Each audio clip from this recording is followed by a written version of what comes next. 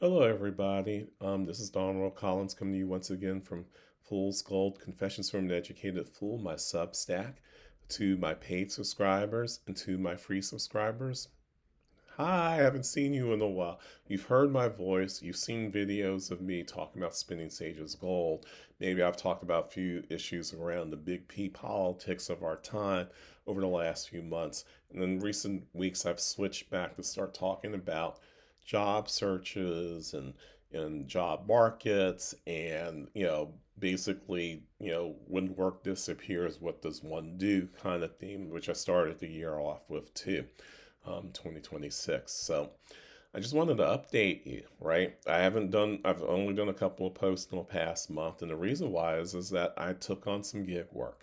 The gig work is not the kind of gig work that I have done over the last, well, let's say 30 years, right?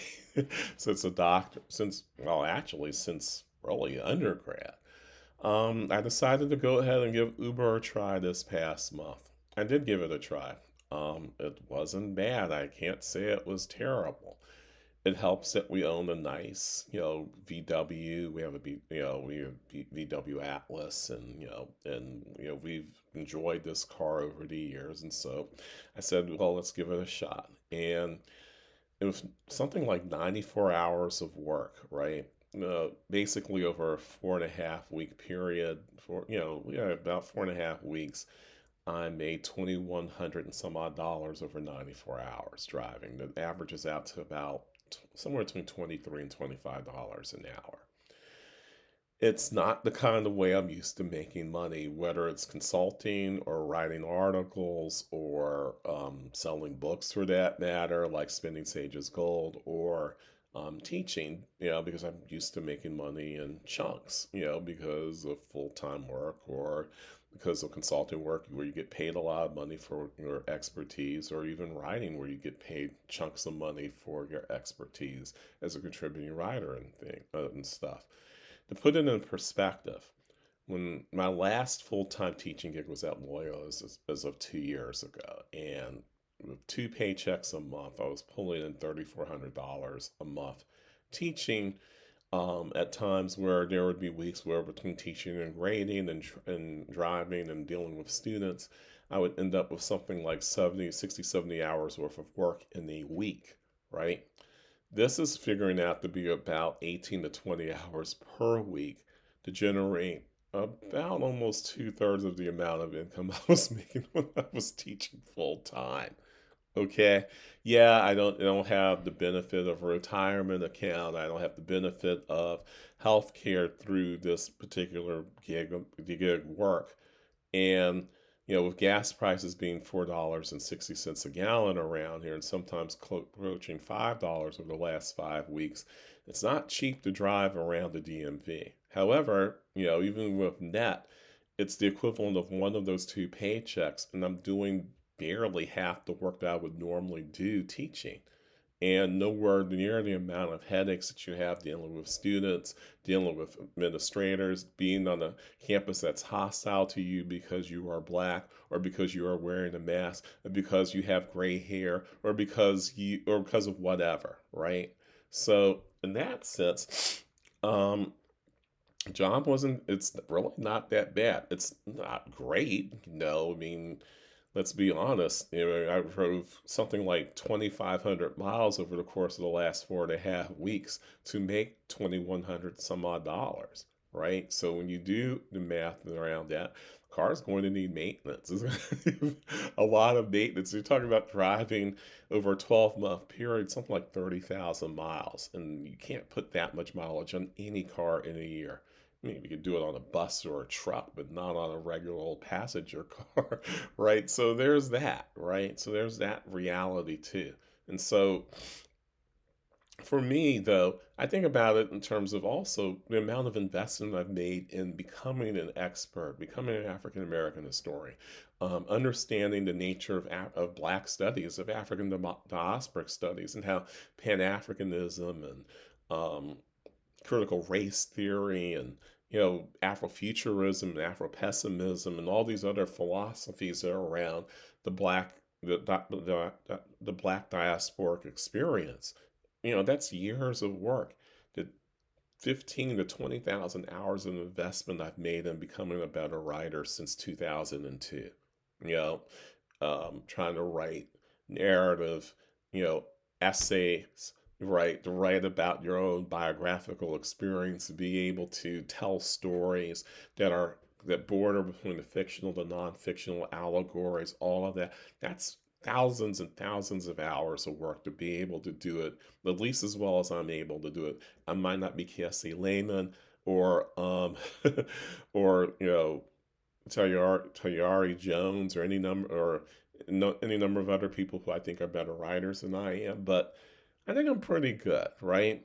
I was pretty good at teaching, pretty good to the point where I've gotten several commendations from multiple universities over the years for my ability to teach students. Even students who thought I was a little hard on grading generally enjoyed my classes, at least until I started teaching, after the height of the pandemic in 21 at AU in person again. And then when I started teaching at Loyola, my 2 years there, those 2 years really messed me up in a lot of ways in terms of really understanding, am I just too old to do this? Or is it just the fact that these students are just not as, they're not ready for prime time. You have to kind of still treat them like they're still in high school in order to get them to learn kind of things.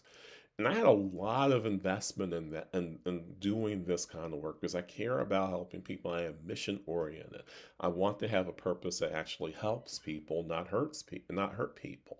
I want to have a mission that helps people become better at being themselves. I don't want them to be like me necessarily, but I want them to be able to think through situations, to be situationally aware, to understand context and how important context is, not see everything in black and white, because there's a lot of gray in most areas. That most things are not either or, they are and both. To be able to be critical about their lives and not saying don't enjoy your life, enjoy sports, enjoy, concerts, enjoy TV and movies, but also understand that if you enjoy this too much, they can become addictions, glaring addictions, as much as narcissism or alcoholism or being a drug addict and so on and so forth. And you know what I found, just purely from a monetary standpoint, right? Yeah, I got paid in bigger chunks. Yeah, I've made more money teaching. I've made more money doing nonprofit work. But outside of consulting and nonprofit work, I've always been underpaid. And even the nonprofit work I was probably being, and as a consultant, I've been underpaid compared to other colleagues over the years, right? But compared to teaching, compared to writing for Al Jazeera, compared to being a freelance writer, compared even to the times I've actually seen royalty checks that had a couple zeros in them. So I'm kind of like, wow, I can actually go to Cruise Steakhouse with this kind of stuff. I'm not, to put it in perspective, the biggest month I've had as a writer in any month, the most I've made from writing and the residuals of writing. That means like doing a workshop or a talk based on an article I wrote, or money I've gotten from book sales. Whether it's Fear of a Black America, Boy at the Window, or Spinning Sage's Gold. Money I've gotten from book signings. The most I have made in any month was in April of 2021. Right? I made $2,500 that month off of one article talking about cancel culture, right? And then the follow-up article of Al Jazeera around, Cornel West calling himself a second-class citizen in academia because, he didn't get tenure for a second time at Harvard University, having it there the first time. Keep in mind, they didn't fire him. They offered him a 5-year contract, right? That month, with in between that month, giving a talk at virtual talk at Parley Prep Day School in New York on the cancel culture article. Over that 6-week period, I made $3,000, right? But that month of April of 2021, I actually made $2,500. That is the most I've ever made in a single month from writing. From writing related stuff. That's the best month I've had just from that. All right. Like I said, you can't really live off of writing. It can help you pay a few bills. It's helped me pay a few bills over the years. It's not like I haven't made money at times from writing, and it's helped. It certainly helped last year with all the writing I did last year for Al Jazeera. But the truth is that you don't really generate that much income as a writer unless you are doing the other stuff, or unless you have a contract from the New Yorker, or you have a contract from Vanity Fair, or you're a staff writer making $120,000 or more a year. Other than that, as a freelance writer, it can help pay some bills. It might even, you can make sort of a living off of it, but you can't live off of it alone, which is why most people end up becoming professors, teaching writing classes. They do workshops, they give talks, they do media appearances, they do all this other stuff based off of their writing to make the money they need to basically make a living primarily as a writer, but not solely, of course, right? The most money I've made in any month between writing and teaching is $4,000, right? That's happened to me several times, particularly when I've taught summer courses and been writing during the summer while teaching summer courses. And most of the time, between University of Maryland Global Campus and AU for the year. So, say July of 22, or, you know, July of 21, or, some of the other years between 2018 and say 2024, where I might have made as much as $4,000 in a month, right?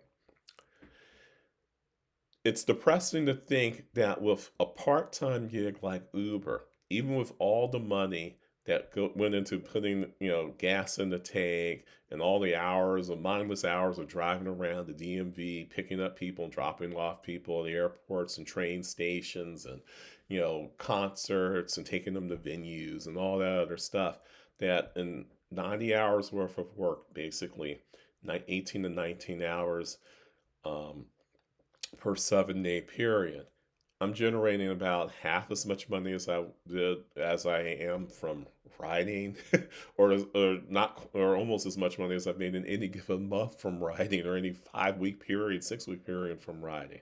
It's like 70% of that, right?